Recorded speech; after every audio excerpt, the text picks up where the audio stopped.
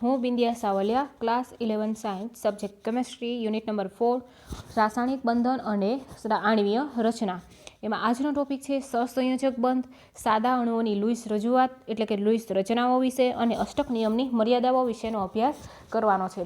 હવે આ ચેપ્ટરની અંદર આપણે જે ઓનલાઈન ક્લાસ લીધેલો, ઓનલાઈન ક્લાસની અંદર આપણે એની પ્રાસ્તવિક માહિતી અને રાસાયણિક બંધન અંગેનો કોસેલ લુઈસ અભિગમ વિશેની ચર્ચા કરેલી હતી અને અષ્ટકના નિયમ વિશેની, રાઈટ. હવે આ લેક્ચરની અંદર આપણે સહસંયોજક બંધ, સાદા અણુની લુઈસ રજૂઆત એટલે કે લુઈસ રચનાઓ અને અષ્ટક નિયમની મર્યાદાઓ વિશેનો અભ્યાસ કરવાનો છે. તો આપણે સ્ટાર્ટ કરીશું સહસંયોજક બંધ એટલે કે કોવેલેન્ટ બોન્ડ. તો લુઈસ નામનો જે વૈજ્ઞાનિક હતો, તો લુઈસે આ નિયમની ધારણા કરી હતી. શેના માટે? તો કે સહસંયોજક બંધ માટેની ધારણા કરી હતી, રાઈટ. કારણ કે લુઈસે સમઘન માટે શેનો ઉપયોગ કરેલો? અષ્ટકનો ઉપયોગ કરેલો, પણ તેને સમઘન પર્યાયનો ત્યાગ કરી અને એને ત્યાં શું લખાયું? સહસંયોજક બંધ પર્યાયની રજૂઆત કરી છે, રાઈટ. કે લુઈસની ધારણામાં 1919માં લેંગ્યુમરે જે લુઈસની ધારણામાં સુધારો સૂચવ્યો અને અષ્ટકની સ્થાયી સમઘનની રચનાને શું કરી?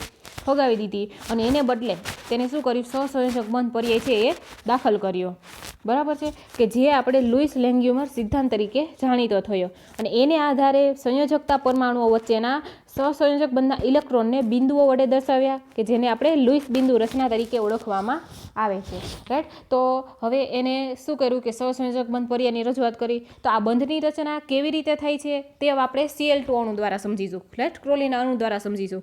તો ક્લોરીન છે, બરાબર. તો ક્લોરીનની અંદર ક્લોરીનનો પરમાણુ ક્રમાંક કેટલો છે? 17. એની ઇલેક્ટ્રોન રચના શું આવશે? તો કે નિયોન કમ્પ્લીટ 3s2 3p5 આવશે, રાઈટ. તો ક્લોરીનની સંયોજકતા કક્ષામાં કેટલા ઇલેક્ટ્રોન થશે? તો કે ક્લોરીનની સંયોજકતા કક્ષામાં 7 ઇલેક્ટ્રોન થશે, રાઈટ. હવે ક્લોરીન છે તો એને આર્ગોન જેવા ઉમદા વાયુ, એને નજીકનો જે ઉમદા વાયુ કયો થશે? Argon 18, right. આર્ગોન જેવા ઉમદા વાયુની ઇલેક્ટ્રોન રચના પ્રાપ્ત કરવી હશે, રાઈટ. તો એને શું કરવું પડશે? એક ઇલેક્ટ્રોન મેળવવો પડશે. એને એક ઇલેક્ટ્રોનની જરૂર છે. એટલે દરેક ક્લોરીન પરમાણુ છે એ શું કરશે? બીજા ક્લોરીન પરમાણુ સાથે એક એક ઇલેક્ટ્રોનની શું કરશે? ભાગીદારી કરશે અને ઉમદા વાયુ જેવી રચના પ્રાપ્ત કરશે, રાઈટ. અને ક્લોરીનનો નજીકનો વાયુ કયો છે? આ ઉમદા વાયુ, તો કે આર્ગોન. હા, તો હવે આપણે જોઈ શકીએ છીએ તો ક્લોરીનની બાહ્યતમ કક્ષામાં 7 ઇલેક્ટ્રોન, આ 1 2 3 4 5 6 ને 7, સેમ એવી જ વસ્તુ અહીંયા જોવા મળશે. હવે આ ઇલેક્ટ્રોન એક આને આપશે, આ આને આપશે, એટલે બંને એક એક ઇલેક્ટ્રોનની ભાગીદારી કરશે, બરાબર. તો આ રીતે આ એક એક ઇલેક્ટ્રોન મેળવીને શું કરશે? ઉમદા વાયુ જેવી રચના પ્રાપ્ત કરશે. અને આ જે 2 ઇલેક્ટ્રોન છે એ 2 ઇલેક્ટ્રોન બંને પરમાણુ વચ્ચે કેવા થાય છે? સામાન્ય બની જાય છે, કોમન બની જાય છે. તો આ બંને ઇલેક્ટ્રોન દ્વારા બનતા બંધને આપણે શું કહેવાય છે? સહસંયોજક બંધ કહેવામાં આવે છે, રાઈટ. તો હવે એના માટે 3 શરતો છે. તો કઈ કઈ શરતો છે? હવે આ જે બિંદુઓ છે એ શું દર્શાવે છે? તો કે ઇલેક્ટ્રોન દર્શાવશે અને આવી રચના છે એ લુઈસ રચના તરીકે ઓળખાય છે. બીજા અણુઓ માટે પણ લુઈસ બિંદુ રચના આપણે લખી શકીએ છીએ કે જેમાં સંયોજતા પરમાણુ કેવા હોય છે? એક સરખા હોય અથવા તો અલગ અલગ હોય, રાઈટ. તો એની શરતો આપણે જોઈએ. તો શરતો કઈ કઈ છે એની? તો પહેલી શરત એ છે કે જે પરમાણુઓની વચ્ચે જે દરેક બંધ રચાય છે, રાઈટ. તો દરેક રચાતો બંધ એ પરમાણુ પરિણામ છે જે આપણે અહીંયા જોઈ લીધું, રાઈટ. હવે બીજો શરત શું આવશે? તો કે દરેક સંયોજાતો પરમાણુ એ ભાગીદારી પામેલ યુગ્મમાં ઓછામાં ઓછો શું કરશે? 1 ઇલેક્ટ્રોન ફાળવશે, ઓછામાં ઓછો 1 ઇલેક્ટ્રોનનું દાન કરશે, રાઈટ. હવે અને ત્રીજી શરત શું આવશે? તો કે ઇલેક્ટ્રોનની ભાગીદારીના પરિણામ સ્વરૂપે બાહ્ય કોષમાં કેવી રચના પ્રાપ્ત કરશે? તો કે ઉમદા વાયુઓ જેવી રચના પ્રાપ્ત કરે છે. તો આમ પાણી અને કાર્બન ટેટ્રાક્લોરાઇડ અણુમાં આપણે સમજીએ તો હવે જોઈએ વોટર મોલેક્યુલ. તો H2O, તો એમાં ઓક્સિજનમાં ઇલેક્ટ્રોન 2 અને 6 આવશે અને હાઇડ્રોજનની ઇલેક્ટ્રોન કેટલા આવશે? એમાં 1 ઇલેક્ટ્રોન હશે, રાઈટ, હાઇડ્રોજનમાં. તો હવે આપણે જોઈએ અહીંયા વોટર હાઇડ્રોજન છે તો હાઇડ્રોજનના 1 ઇલેક્ટ્રોન અને આ ઓક્સિજન આ બાજુ હાઇડ્રોજનનો 1 ઇલેક્ટ્રોન, બરાબર. ઓક્સિજનની સંયોજકતા કક્ષામાં કેટલા ઇલેક્ટ્રોન છે? તો કે ઓક્સિજનની સંયોજકતા કક્ષામાં 6 ઇલેક્ટ્રોન છે, રાઈટ. તો આ 1 2 આ 3 4, એક અહીંયા ને એક અહીંયા, 5 6 થઈ ગયા, બરાબર. હવે એ અષ્ટક પૂર્ણ કરવા માટે એને કેટલા ઇલેક્ટ્રોનની જરૂર છે? તો કે અષ્ટક પૂર્ણ કરવા માટે 2 ઇલેક્ટ્રોનની જરૂર છે, રાઈટ. તો હવે અહીંયા જે હાઇડ્રોજન છે, કેટલા હાઇડ્રોજન આવેલા છે? 2 હાઇડ્રોજન આવેલા છે. એટલે આ હાઇડ્રોજન છે એ બે બાજુ એક એક આ રીતે ગોઠવાઈ જશે અને એક એક ઇલેક્ટ્રોનની શું કરશે? ભાગીદારી કરશે, રાઈટ. તો અહીંયા ભાગીદારી કરી દીધી, તો આ ઓક્સિજન છે એનું અષ્ટક પૂર્ણ થઈ ગયું, બરાબર. એવી જ રીતના આ હાઇડ્રોજન છે એનું શું થશે, ડુપ્લેટ થશે, રાઈટ. આ ડુપ્લેટ જે આપણે અહીંયા બતાવેલું છે, તો હાઇડ્રોજનનું શું થઈ ગયું, ડુપ્લેટ થઈ ગયું, રાઈટ. હવે એવી જ રીતના આપણે CCl4 કાર્બન ટેટ્રાક્લોરાઇડનું જોઈએ, તો કાર્બનમાં ઇલેક્ટ્રોન રચના આવશે 2 અને 4, ક્લોરીનમાં 2, 8 ને 7. અને બાહ્યતમ કક્ષામાં કાર્બનની બાહ્યતમ કક્ષામાં 4 ઇલેક્ટ્રોન, ક્લોરીનની બાહ્યતમ કક્ષામાં 7 ઇલેક્ટ્રોન. તો કાર્બનમાં હવે જોઈએ કાર્બન, રાઈટ, અને ફરતે CCl4 છે, રાઈટ. તો કાર્બનમાં સંયોજકતા ઇલેક્ટ્રોન કેટલા છે, 4, અને ક્લોરીનમાં સંયોજકતા ઇલેક્ટ્રોન 7 છે, રાઈટ. તો ક્લોરીનની સંયોજકતા કોષમાં 7 ઇલેક્ટ્રોન છે, તો એના અષ્ટક પૂર્ણ કરવા કેટલા ઇલેક્ટ્રોનની જરૂર પડશે, 1 ઇલેક્ટ્રોનની, રાઈટ. તો અહીંયા આ રીતે હવે એના જે ઇલેક્ટ્રોન છે એની ગોઠવણી કરી દેવાની, અને જેટલા જરૂર છે તો આ પરમાણુ છે શું કરશે, 1 ઇલેક્ટ્રોનની ભાગીદારી કરશે, રાઈટ. ભાગીદારી કરશે એટલે શું કરશે, ઇલેક્ટ્રોન અષ્ટક પૂર્ણ થશે. એવી જ રીતના ક્લોરીન પણ એવી જ રીતના ક્લોરીનનું પણ શું થશે, અષ્ટક પૂર્ણ થશે, 1 ઇલેક્ટ્રોનની શું કરશે, મેળવશે, બરાબર. તો આ રીતે આપણે CCl4ની અંદર જોવા મળે છે. હવે એવી જ રીતના મિથેનની અંદર પણ જોવા મળશે. મિથેનની કાર્બનમાં 2 અને 4 ઇલેક્ટ્રોન, બાહ્યતમ કક્ષામાં 4, હાઇડ્રોજનમાં 1 જ ઇલેક્ટ્રોન હોય છે, બરાબર. તો હવે અહીંયા કાર્ય કેટલી આવશે, 4 આવશે, રાઈટ. અને 4 અને હાઇડ્રોજન પરમાણુ કેટલા છે, 4 છે. તો દરેક હાઇડ્રોજન પરમાણુ છે એ શું કરશે, 1 ઇલેક્ટ્રોનની ભાગીદારી કરશે, રાઈટ. એટલે કાર્બન પરમાણુની બાહ્યતમ ઇલેક્ટ્રોન અને 1 ઇલેક્ટ્રોન હાઇડ્રોજનનો ભાગીદારી કરશે, એટલે એનું અષ્ટક પૂર્ણ થઈ જશે. એટલે કાર્બનની ફરતે 8 ઇલેક્ટ્રોન થઈ જાય, તો કાર્બનનું અષ્ટક પૂર્ણ થઈ ગયું. હવે છે એવી રચના મેળવશે, એટલે ભાગીદારીથી એના કેટલા ઇલેક્ટ્રોન થયા, અહીંયા જોઈ શકાય છે 2 ઇલેક્ટ્રોન થયા, રાઈટ. એટલે ડુપ્લેટ કમ્પ્લીટ થયું. તો આ રીતે મિથેનમાં પણ કેટલા બંધ રચાતા હોય છે, 4 સહસંયોજક બંધ રચાતા હોય છે, બરાબર. હવે આપણે જોઈએ આગળ કે સહસંયોજક બંધના પ્રકાર વિશે. એટલે ખરેખર તો આ એના પ્રકાર નથી, પણ એના પ્રકાર આવશે પાછળ, જે આપણે સિગ્મા બંધ ને પાઈ બંધ. પણ અહીંયા એના પ્રકાર આવશે છે એકલ સહસંયોજક બંધ, દ્વિસંયોજક બંધ, એટલે કે દ્વિબંધ, ત્રિબંધ, રાઈટ. તો આપણે પહેલું જોઈએ એકલ સહસંયોજક બંધ. તો જ્યારે 2 પરમાણુ 1 ઇલેક્ટ્રોનની ભાગીદારી કરી અને યુગ્મ રચે, રાઈટ, તેને એક સહસંયોજક બંધથી જોડાયેલા કહેવાય છે, અથવા તો એક બોન્ડ, સિંગલ બોન્ડ, રાઈટ. તો એમાં ઉદાહરણ જોઈએ કે H2 હાઇડ્રોજન. તો હાઇડ્રોજનના H2Cl2, બરાબર. તો હાઇડ્રોજન છે, તો હાઇડ્રોજન 2 આવશે, 2 પરમાણુ આવશે, ક્લોરીનના 2 પરમાણુ આવશે. હાઇડ્રોજનમાં કેટલા ઇલેક્ટ્રોન, 1. આ હાઇડ્રોજનમાં પણ 1 ઇલેક્ટ્રોન, રાઈટ. તો બંને એકબીજા શું કરશે, 1 ઇલેક્ટ્રોનની ભાગીદારી કરશે, એટલે ડુપ્લેટ કમ્પ્લીટ થશે અહીંયા, રાઈટ. અને એ કેવી રચના મેળવશે, હિલિયમ જેવી. સેમ એવું વસ્તુ આવશે Clની અંદર. તો Clની બાહ્યતમ કક્ષામાં ઇલેક્ટ્રોન કેટલા હોય છે, 7 ઇલેક્ટ્રોન હોય છે, રાઈટ. તો અને બીજા ઇલેક્ટ્રોન, બીજો Cl છે એનામાં કેટલા ઇલેક્ટ્રોન હોય છે, 7 ઇલેક્ટ્રોન હોય છે, રાઈટ. તો એ બંને શું કરશે, ઇલેક્ટ્રોનની ભાગ, રાઈટ. ત્યારે દરેક Cl છે એ શું કરશે, અષ્ટક પૂર્ણ કરશે, રાઈટ. અને ઉમદા વાયુ જેવી રચના પ્રાપ્ત કરશે, રાઈટ, અષ્ટક પૂર્ણ કરશે. પછી આવશે હવે જ્યારે એ બંધમાં કેટલા ઇલેક્ટ્રોન હોય છે, તો કે 1 એમ બંનેના 1 ઇલેક્ટ્રોન મેળવીને શું કરશે, 1 ઇલેક્ટ્રોન યુગ્મનું બનતું હોય છે, રાઈટ. તો ધારી કે આ હાઇડ્રોજન, આ Cl, બરાબર. તો આ રીતે એ શું કરે છે, એકલ બંધથી જોડાય છે હાઇડ્રોજન, અને Cl પણ આ રીતે એકલ બંધથી જોડાશે.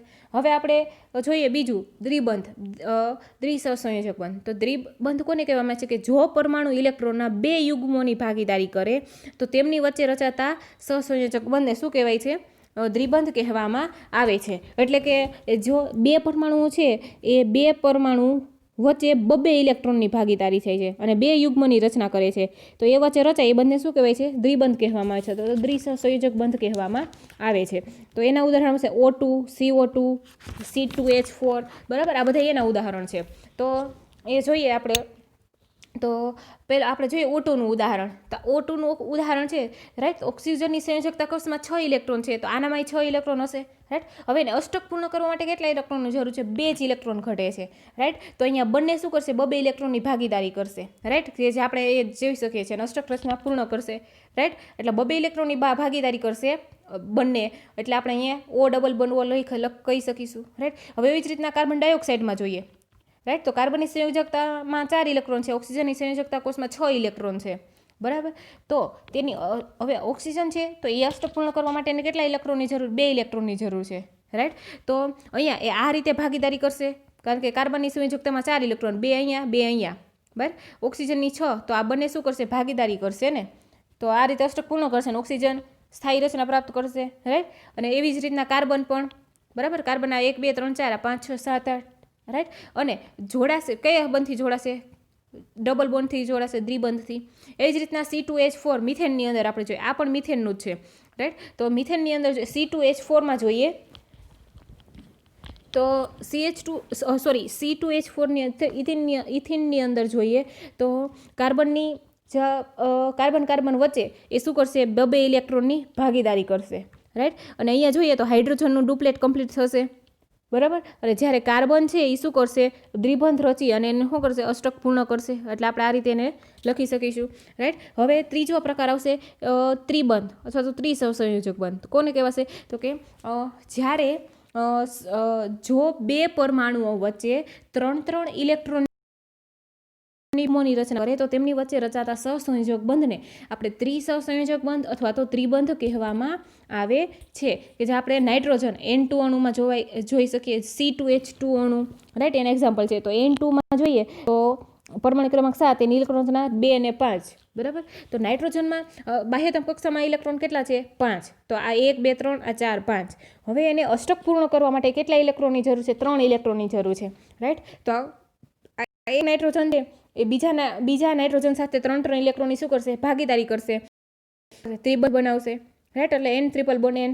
એવી જ રીતના C2H2 છે, રાઈટ, ઇથાઇન અથવા તો એને એસિટિલિન કહેવાય. તો એમાં કાર્બન પરમાણુ છે એ શું કરશે? કાર્બન પરમાણુ એ 3 કાર્બનની સંયોજકતા 4, આ 3 ઇલેક્ટ્રોન અહીંયા, 1 ઇલેક્ટ્રોન અહીંયા, રાઈટ. અને હાઇડ્રોજનનો 1 ઇલેક્ટ્રોન, સેમ એ જ વસ્તુ અહીંયા. તો કાર્બન છે એ શું કરશે? કાર્બન પરમાણુ વચ્ચે 3 ઇલેક્ટ્રોનની ભાગીદારી કરશે અને અષ્ટક પૂર્ણ કરશે. અને હાઇડ્રોજન છે એ શું કરશે? એનું ડુપ્લેટ બનાવશે. તો આપણે CH ટ્રિપલ બોન્ડ CH લખી શકીએ. એનું નામ શું છે? તો કે ઇથાઇન અથવા તો એને શું કહેવાય છે? એસિટિલિન કહેવામાં આવે છે. હવે આપણે જોઈએ કે સાદા અણુઓની લુઈસ રજૂઆત એટલે કે લુઈસ રચનાઓ વિશે. તો લુઈસ બિંદુનું નિરૂપણ. હવે લુઈસ બિંદુનું નિરૂપણ સાદા અણુ હોય કે આયનો હોય તો તેનું લુઈસ બિંદુ નિરૂપણ છે અથવા એના બંધારણના સોપાનો એના વિશેનો આપણે અભ્યાસ કરવાનો છે. તો કોઈ અણુ હોય, રાઈટ, તો તે અણુનું સૌ પ્રથમ આપણે માળખાકીય બંધારણ છે એ જાણતા હોવો જોઈએ. તો તેના પરથી આપણે એનું લુઈસની બિંદુ નિરૂપણ છે એ કરી શકીએ, રાઈટ. તો તેના માટે આપણે એના સોપાનો વિશે જોઈશું, રાઈટ. તો જે એકદમ ઇઝી જે સોપાનો છે એ તમને અહીંયા એના વિશે એના પરથી સમજાવેલું છે, રાઈટ. તો પહેલું સોપાન શું હશે? તો કે અણુમાં મધ્યસ્થ પરમાણુ નક્કી કરવાની રીત. એમાં શું આવશે? તો કે મધ્યસ્થ પરમાણુ છે એ કદમાં કેવો હોવો જોઈએ? મોટો હોવો જોઈએ, બરાબર. અને બીજું શું છે? તો કે અણુમાં જે પરમાણુની વિદ્યુત ઋણતા છે એ કેવી હોવી જોઈએ? ઓછી હોવી જોઈએ, રાઈટ. તો તેને આપણે મધ્યસ્થ પરમાણુ કહેવાશે. અને મધ્યસ્થ પરમાણુ હંમેશા કેટલો હોય છે? એક જ હોય છે. દાખલા એક્ઝામ્પલ આપેલું છે SF4, રાઈટ. તો હવે આપણે જોઈએ આ SF4 છે તો SF4ની અંદર SF4 અણુમાં જે S પરમાણુ છે એ કદમાં કેવો છે? મોટો છે અને ઓછી વિદ્યુત ઋણતા ધરાવે છે. આથી એ જે સલ્ફર છે એ મધ્યસ્થ પરમાણુ બનશે, રાઈટ. જ્યારે આ ફ્લોરિન છે એ ફ્લોરિન એ કયા આપણે હવે સમજીએ કે કઈ રીતે એમ સલ્ફર કઈ રીતે મધ્યસ્થ પરમાણુ? તો કે ફ્લોરિન છે એ કઈ આવર્તનું તત્વ છે? બીજા આવર્તનું તત્વ છે. જ્યારે સલ્ફર છે એ ત્રીજા આવર્તનું છે કે બીજા આવર્ત કરતાં ત્રીજા આવર્તના પરમાણુનું કદ કેવું હોય છે? મોટું હોય છે. એટલે પરમાણુનું કદ મોટું છે તો એની વિદ્યુત ઋણતા કેવી હોય? ઓછી હોય. માટે આ SF4ની અંદર સલ્ફર છે એ મધ્યસ્થ પરમાણુ તરીકે વર્તે છે. હવે બીજું સોપાન શું છે? તો કે હાઇડ્રોજન પરમાણુ લુઈસ બંધારણમાં હંમેશા ક્યાં હોય છે? છેડા પર જોડાય છે, રાઈટ. અને કેવો બંધ બનાવશે? એકલ બંધ બનાવશે, સિંગલ બોન્ડ બનાવશે, રાઈટ. તો ક્યારેક હવે હાઇડ્રોજનની જગ્યાએ આપણે સોડિયમ કે પોટેશિયમ પણ હોય તો એ પણ ક્યાં? તો એનું એક્ઝામ્પલ આવશે CH4. તો CH4ની અંદર જોઈએ તો આપણને ખ્યાલ આવી જશે કે હાઇડ્રોજન છે એ ચારેય છેડા ઉપર આવશે અને કાર્બન આવશે વચમાં આવશે, બરાબર. તો હાઇડ્રોજનની ઇલેક્ટ્રોન રચના શું છે? તો કે 1s1 છે, રાઈટ. માટે એને શું કરવું હોય છે? ડ્યુપ્લેટ પૂર્ણ કરવાનું હોય છે. અને એના માટે કેટલા જરૂર પડશે ઇલેક્ટ્રોનની? તો કે 1 ઇલેક્ટ્રોનની જરૂર પડશે, રાઈટ. તો માટે હાઇડ્રોજન પરમાણુ અણુમાં હોય ત્યારે એ હંમેશા ક્યાં હોય છે? છેડા પર જ હોય છે, રાઈટ. હાઇડ્રોજન છે એ ક્યારેય બંધારણમાં વચ્ચે હોય નહીં, બરાબર. તો CH4માં જે કાર્બન છે એ કાર્બન એ એકલ બંધથી જોડાશે, રાઈટ. આ રીતે જોડાશે એકલ બંધથી. તો આ CH4નું કયું માળખું કહેવાય? બંધારણીય માળખું કહેવાશે. હવે એનું લુઈસ બિંદુમાં મૂકવું છે તો એકદમ ઇઝી થઈ જશે, રાઈટ. કારણ કે એકલ બંધ છે તો એકલ બંધમાં કેટલા ઇલેક્ટ્રોન હોય? 2 ઇલેક્ટ્રોન હોય. જે આપણે આગળ વાત કરી રહી છે કે આ 1 ઇલેક્ટ્રોનનું દાન કરશે, આ ઇલેક્ટ્રોનની ભાગીદારી કરશે, બંને 1 ઇલેક્ટ્રોનની ભાગીદારી કરશે, રાઈટ. એટલે લુઈસ બિંદુ નિરૂપણ એ આપણે ઇઝી થઈ ગયું, કારણ કે એકલ બંધમાં કેટલા ઇલેક્ટ્રોન હશે? 2 ઇલેક્ટ્રોન હોય છે. હવે ત્રીજું સોપાન, તો ત્રીજું સોપાન શું છે? તો કે ફ્લોરિન પરમાણુ લુઈસ બંધારણમાં હંમેશા ક્યાં હોય છે? છેડા પર હોય છે, છેડા પર જોડાય, અને એ એકલ બંધથી જોડાય છે, રાઈટ. કારણ કે જોઈએ આપણે કે ફ્લોરિન છે, તો ફ્લોરિનની ઇલેક્ટ્રોન રચના શું થશે? તો કે હિલિયમ કમ્પ્લીટ 2s2 2p5. હવે એને અષ્ટક પૂર્ણ કરવા માટે કેટલા ઇલેક્ટ્રોનની જરૂર છે? ફક્ત ને ફક્ત એક જ ઇલેક્ટ્રોનની જરૂર છે. પછી ચોથું સોપાન આવશે કે ઓક્સિજન પરમાણુ લુઈસ બંધારણમાં હંમેશા છેડા પર જોડાય છે, અને શું બનાવશે? દ્વિબંધ બનાવશે, બરાબર, દ્વિબંધ બનાવશે. કારણ કે ઓક્સિજનની ઇલેક્ટ્રોન રચના જોઈએ તો હિલિયમ કમ્પ્લીટ 2s2 2p4 છે, અને આને અષ્ટક પૂર્ણ કરવા માટે આ કેટલા ઇલેક્ટ્રોનની જરૂર છે? 2 ઇલેક્ટ્રોનની જરૂર છે, રાઈટ. કારણ કે 4 ને 2 6 ઇલેક્ટ્રોન તો થઈ ગયા.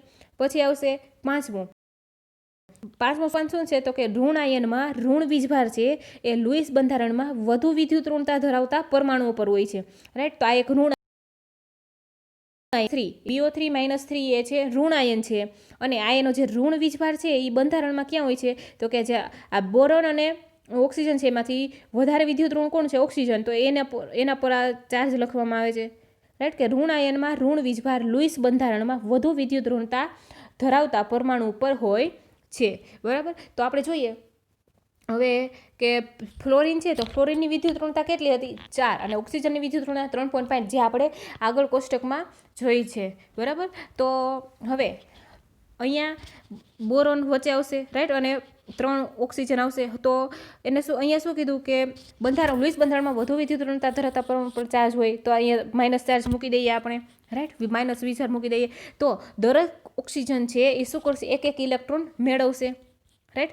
એને શું કરવું? એક ઇલેક્ટ્રોન મેળવશે, કારણ કે ઓક્સિજનની સંયોજકતામાં 6 ઇલેક્ટ્રોન છે, રાઈટ. તો -1 બની જશે, રાઈટ. તો ઋણ આયન ક્યારે બને? તો કે જ્યારે ઇલેક્ટ્રોન મેળવશે ત્યારે. તો હવે એ એક ઓક્સિજનની સંયોજકતામાં 6 ઇલેક્ટ્રોન છે, એક ઇલેક્ટ્રોન મેળવશે એટલે 7 ઇલેક્ટ્રોન થઈ ગયા, કારણ કે એક ઇલેક્ટ્રોન એને ઘટતો હતો. હવે 7 ઇલેક્ટ્રોન માઇનસ થયો, ઋણ વીજભાર બન્યો એટલે એક ઇલેક્ટ્રોન મેળવી લીધો, એટલે 7 ઇલેક્ટ્રોન, પણ હજી એને પાસે એક ઇલેક્ટ્રોન ઘટે છે, રાઈટ. તો ઓક્સિજન છે એ બોરોન સાથે શું કરશે? એકલ બંધથી જોડાશે, એટલે એક આને આપશે, આને આપશે, રાઈટ. એટલે એક બંધથી ભાગીદારી કરશે ને એકલ બંધથી, રાઈટ. આથી અષ્ટક રચના છે એ શું થઈ જશે? પૂર્ણ થઈ જશે, બરાબર. એવી જ રીતના છઠ્ઠું જોઈએ, છઠ્ઠું સોપાન કે ધન આયનમાં ધન વીજભાર લુઈસ બંધારણમાં ઓછી વિદ્યુત ઋણતા ધરાવતા પરમાણુ ઉપર હોય છે. તો ધારક NH4 લઈએ તો આ રીતે આવશે. હવે +1 છે એ કોઈ પણ એક હાઇડ્રોજન ઉપર નહીં મૂકીએ, અથવા તો આ રીતે ચોરસ કૌંસ કરીને મૂકી દઈશું તો એ પણ ચાલશે. અને 7મું સોપાન શું છે? તો કે પરમાણુમાં જે ઇલેક્ટ્રોન યુગ્મ બંધમાં ભાગ લેતા નથી તેમને આપણે અબંધકારક ઇલેક્ટ્રોન યુગ્મ અથવા તો લોન પેર ઇલેક્ટ્રોન કહેવામાં આવે છે, બરાબર. કે જે ઇલેક્ટ્રોન છે એ બંધમાં ભાગ લેતા નથી, તો એ બંધકારક ઇલેક્ટ્રોન યુગ્મ અથવા તો લોન પેર ઇલેક્ટ્રોન યુગ્મ કહેવામાં આવે છે. હવે આપણે જોઈએ આ કોષ્ટક દ્વારા કેટલાક અણુઓની જે લુઈસ રજૂઆત આપણને આપેલી છે, રાઈટ. તો આની અંદરથી આપણે શું સમજવાનું છે કે ધારો કે H2 અણુ છે, તો એમાં બંનેમાં એક ઇલેક્ટ્રોન હોય છે, એક રાઈટ. તો એ શું કરશે? ભાગીદારી કરશે, એટલે સિંગલ બોન્ડ બનશે. એવી જ રીતના O2 અણુ છે, બરાબર. તો ઓક્સિજન છે, હવે આપણે જોઈએ જોઈ લઈએ કે લિથિયમ છે, તો લિથિયમની સંયોજકતા કક્ષામાં ઇલેક્ટ્રોન 1, બેરિલિયમની સંયોજકતા કક્ષામાં ઇલેક્ટ્રોન 2, બોરોનની સંયોજકતા કક્ષામાં ઇલેક્ટ્રોન 3, કાર્બનમાં 4, નાઇટ્રોજનમાં 5. ઓક્સિજનની સંયોજકતા કક્ષામાં કેટલા ઇલેક્ટ્રોન છે? 6 ઇલેક્ટ્રોન છે, અને ફ્લોરિનની સંયોજકતા કક્ષામાં 7 ઇલેક્ટ્રોન છે, રાઈટ. તો અહીંયા 6 ઇલેક્ટ્રોન થઈ ગયા. હવે અહીંયા અષ્ટક પૂર્ણ કરવા માટે એ શું કરશે? 2 ઇલેક્ટ્રોનની ભાગીદારી કરશે, રાઈટ. તો અહીંયા શું આવશે? ઓક્સિજન ડબલ બોન્ડ ઓક્સિજન આવશે, જે આપણે આગળ ઉદાહરણમાં પણ જોઈ લીધેલું છે. એવી જ રીતના ઓઝોનનું આવશે. પછી આવશે NF3, બરાબર. તો NF3ની અંદર આપણે જોઈએ તો નાઇટ્રોજનની સંયોજકતા કક્ષામાં ઇલેક્ટ્રોન કેટલા છે? 5 છે, રાઈટ. 1 2 3 4 અને એક અહીંયા 5, બરાબર. અને એવી જ રીતના જો ફ્લોરિન છે, તો ફ્લોરિનની સંયોજકતા કક્ષામાં ઇલેક્ટ્રોન કેટલા આવશે? 7 ઇલેક્ટ્રોન આવશે, રાઈટ. હવે ફ્લોરિન છે એ બધા જ સાથે કયા બંધથી જોડાશે? એકલ બંધથી જોડાશે, રાઈટ. તો બંને પરમાણુના રાઈટ. તો નાઇટ્રોજનની છે, નાઇટ્રોજનની સંયોજકતામાં બંને પરમાણુ એક ઇલેક્ટ્રોન હશે. તો નાઇટ્રોજનની સંયોજકતામાં 5 ઇલેક્ટ્રોન છે, તો 5 ઇલેક્ટ્રોનમાંથી એ 3 ઇલેક્ટ્રોન છે, તો 3 ઇલેક્ટ્રોન તો આ ત્રણે એક આપી દેશે, ભાગીદારી કરશે. તો 2 કેવા રહેશે? 2 ઇલેક્ટ્રોન છે એ બાકી રહેશે અહીંયા, બરાબર, જે આપણે અહીંયા જોઈ શકીએ છીએ. પછી જે આવશે CO3-2, તો કાર્બનની સંયોજકતામાં ઇલેક્ટ્રોન 4, ઓક્સિજનની સંયોજકતા કોષમાં ઇલેક્ટ્રોન કેટલા છે? 6 છે, બરાબર. તો સેમ મળશે. એવી જ રીતના આપણે HNO3નું જોઈએ, તો HNO3ની અંદર આપણે હાઇડ્રોજન છે એ આપણે કીધું કે છેડા ઉપર જોડાશે, રાઈટ. અને જે નાઇટ્રોજન છે એની સંયોજકતા કક્ષામાં 5, ઓક્સિજનમાં 6 ઇલેક્ટ્રોન, બરાબર. તો અહીંયા જે આ શું થશે, તો એ આ રચના પ્રાપ્ત કરશે. એનું લુઈસ બિંદુ નિરૂપણ અહીં આવી રીતના થશે કે એનું અષ્ટક પૂર્ણ કરી દેશે. તો ઓક્સિજન પરમાણુ છે, આ ઓક્સિજન પરમાણુ શું કરશે, તો કે 1 2 3 4 5 6 અને 7 8, તો આ એનું ઓક્સિજન પર પૂરું થઈ જશે અષ્ટક રચના. એવી જ રીતના આની અષ્ટક રચના પૂર્ણ થઈ જશે. હાઇડ્રોજન છે એ ડુપ્લેટ બનાવી દેશે, બરાબર. અને હવે અહીંયા આ જે ઓક્સિજન છે, રાઈટ, અહીંયા ફક્ત કેટલા નાઇટ્રોજનના જ ઇલેક્ટ્રોન છે, રાઈટ. એટલે એ નાઇટ્રોજન છે એ ઓક્સિજનને પણ દાન આપીને બંને વચ્ચે શું કરશે, ઇલેક્ટ્રોનની ભાગીદારી કરશે. અને એ બંધ જે બનશે અહીંયા એ કેવા પ્રકારનો હશે, તો કે સહસંયોજક પ્રકારનો હશે. અને એનું નામ શું આપવામાં આવશે, સવર્ગ સહસંયોજક બંધ નામ આપવામાં આવે છે, બરાબર. હવે આપણે નેક્સ્ટ ટોપિક જોઈએ, અષ્ટક નિયમની મર્યાદા. અષ્ટક નિયમની મર્યાદાઓ અથવા તો એને લુઈસ બંધારણના અપવાદ પણ કહેવામાં આવે છે, રાઈટ. તો અષ્ટક નિયમ ઉપયોગી, અષ્ટક નિયમ શું હતો કે ઉમદાવાયુ જેવી રચના પ્રાપ્ત કરે, NH2NP6, રાઈટ, ઇલેક્ટ્રોન રચના. તો અષ્ટક નિયમ ઉપયોગી હોવા છતાં પણ કેવો છે, સાર્વત્રિક નથી, બધે પરવડે તેમ નથી, રાઈટ. કે મોટાભાગના કાર્બનિક સંયોજનની રચના સમજાવવા માટે આપણે ઉપયોગી છે, અને તે મુખ્યત્વે આવર્ત કોષ્ટકના જે બીજા આવર્તના તત્વોને લાગુ પડે છે. તો આ અષ્ટકના નિયમ ને 3 પ્રકારના અપવાદ છે. તો પહેલું અપવાદ કયું છે, રાઈટ, એ જોઈએ. તો પહેલું અપવાદ આવશે મધ્યસ્થ પરમાણુનું અપૂર્ણ અષ્ટક, એટલે કે હાઇપોવેલન્ટ કમ્પાઉન્ડ. હાઇપોવેલન્ટ કમ્પાઉન્ડ એટલે કે ઇલેક્ટ્રોન ઉણપ ધરાવતા સંયોજનો, રાઈટ. તો જોઈએ કે કેટલાક સંયોજનોમાં મધ્યસ્થ પરમાણુની આસપાસ ઇલેક્ટ્રોનની સંખ્યા કેવી હોય, 8 કરતાં ઓછી હોય, રાઈટ, અષ્ટપૂર્ણ ન થતું હોય, રાઈટ. તો ખાસ કરીને જે તત્વોમાં સંયોજકતા ઇલેક્ટ્રોન 4 કરતાં ઓછા હોય તેના માટે હશે. તો એના ઉદાહરણ છે LiCl, lithium chloride, BeH2, beryllium hydrate અને BCl3, બરાબર. તો હવે આપણે જોઈએ અને અધર એક્ઝામ્પલ પણ છે. જો લિથિયમ ક્લોરાઇડ છે, રાઈટ, LiCl, તો LiClની અંદર જોઈએ લિથિયમની પરમાણુ સંયોજકતા કક્ષામાં 1 ઇલેક્ટ્રોન હતો, રાઈટ. અને ક્લોરિન છે, તો ક્લોરિનની સંયોજકતા કક્ષામાં કેટલા ઇલેક્ટ્રોન છે, 7 ઇલેક્ટ્રોન છે. તો આ બંને શું કરશે, 1 ઇલેક્ટ્રોનની ભાગીદારી કરશે, બરાબર. તો અહીંયા આપણને હવે શું જોવા મળશે, તો લિથિયમ છે, તો લિથિયમની સંયોજકતા કક્ષામાં 1 ઇલેક્ટ્રોન છે, બરાબર. એટલે એ શું કરશે, એનું અષ્ટક પૂર્ણ થશે નહીં. પણ અહીંયા ક્લોરિન છે એ શું કરે છે, એનું અષ્ટક તો એ પૂર્ણ કરી દે છે, બરાબર. હવે એવી જ રીતના બેરિલિયમ છે, તો અહીંયા હાઇડ્રોજન એનું ડુપ્લેટ બનાવી લેશે, પણ બેરિલિયમ છે એ અષ્ટક પૂર્ણ કરતું નથી, બરાબર. એમાં સેમ એવું જ વસ્તુ છે અહીંયા ક્લોરિન અને બ્રોમિનની અંદર. ક્લોરિન છે એ શું કરશે, અષ્ટક પૂર્ણ કરી દેશે, પરંતુ અહીંયા બોરોન છે એ અષ્ટક પૂર્ણ કરશે નહીં. હવે જ રીતના બીજું એક એક્ઝામ્પલ છે BF2. તો ફ્લોરિન છે, તો ફ્લોરિનની સંયોજકતા કોષમાં કેટલા ઇલેક્ટ્રોન છે, 7 ઇલેક્ટ્રોન છે, બરાબર. આ 7 ઇલેક્ટ્રોન જે આપણે ચોકડીથી દર્શાવેલા છે.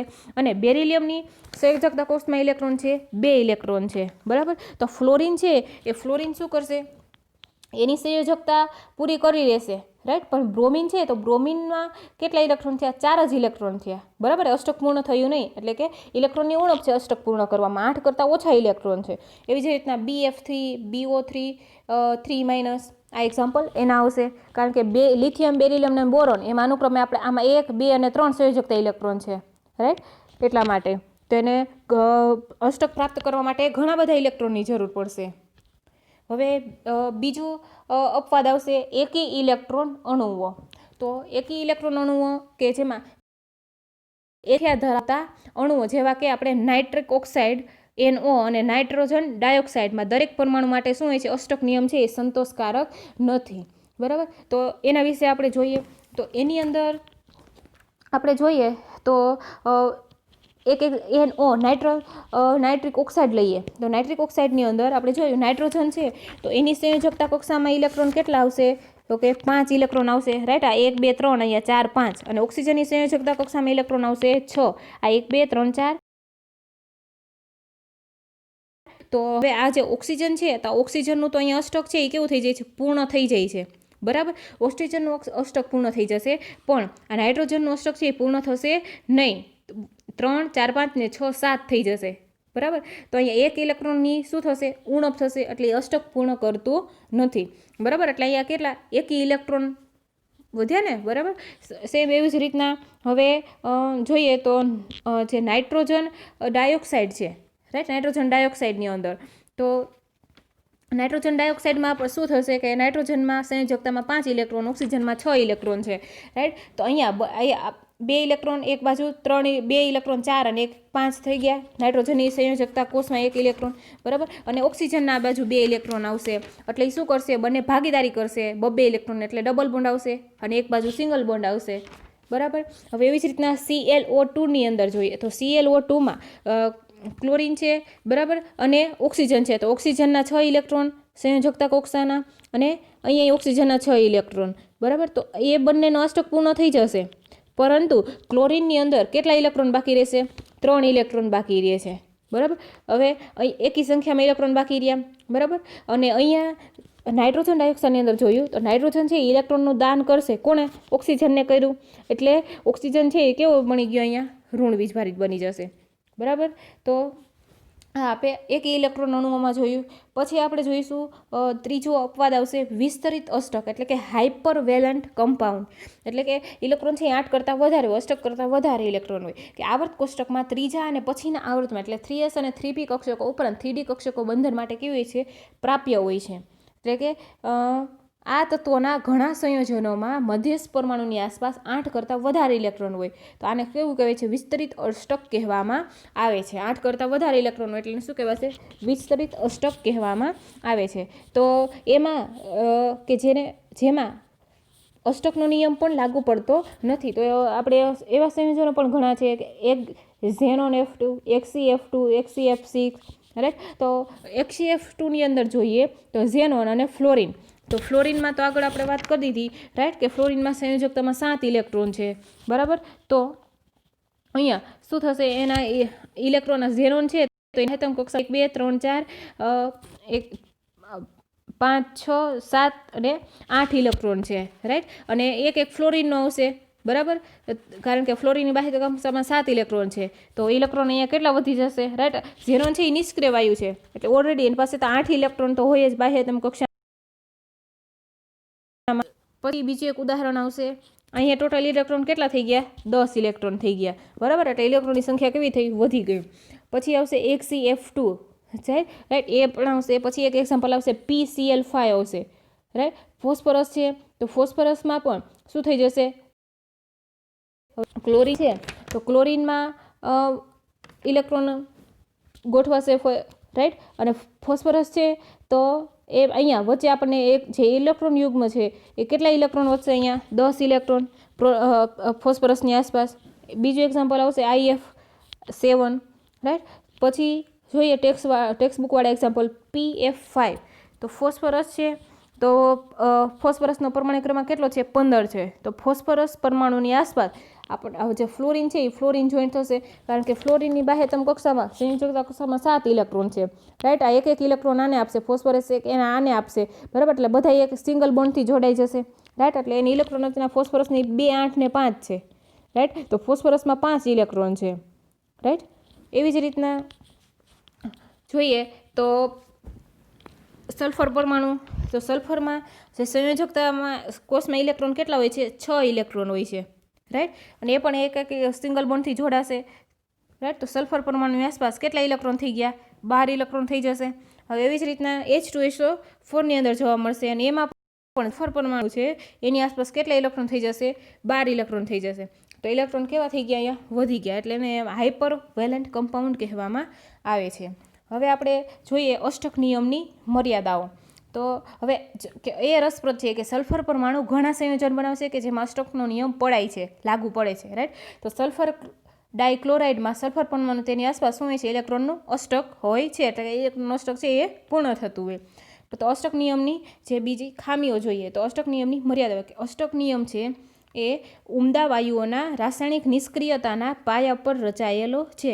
છતાં કેટલાક ઉમદા વાયુઓ જેવા કે ક્રિપ્ટોન અને ઝેનોન છે એ ઓક્સિજન અને ફ્લોરિન સાથે સંયોજાય અને XeF2, XeF4 KrF2 XCOF2 જેવા સંયોજનો બનાવે છે, રાઈટ. હવે આ સિદ્ધાંત છે એ અણુઓના આકારને સમજાવી શકતો નથી, પરંતુ એ અણુઓની સાપેક્ષ સ્થાયીતા સમજાવી શકતો નથી, રાઈટ. તો અણુની રચના થાય ત્યારે કેટલી ઉર્જા, એટલે કે જ્યારે કોઈ પણ રાસાયણિક બંધની રચના થાય ત્યારે ઉર્જાનું શું થશે, ઉત્સર્જન થતું હોય, તો એ ઉર્જા કેટલી ઉત્સર્જિત થઈ, રાઈટ. એના માટે એ કેવો છે, એકદમ સાયલન્ટ છે, એટલે કે એના માટે એને કોઈ જ માહિતી મળતી નથી, બરાબર.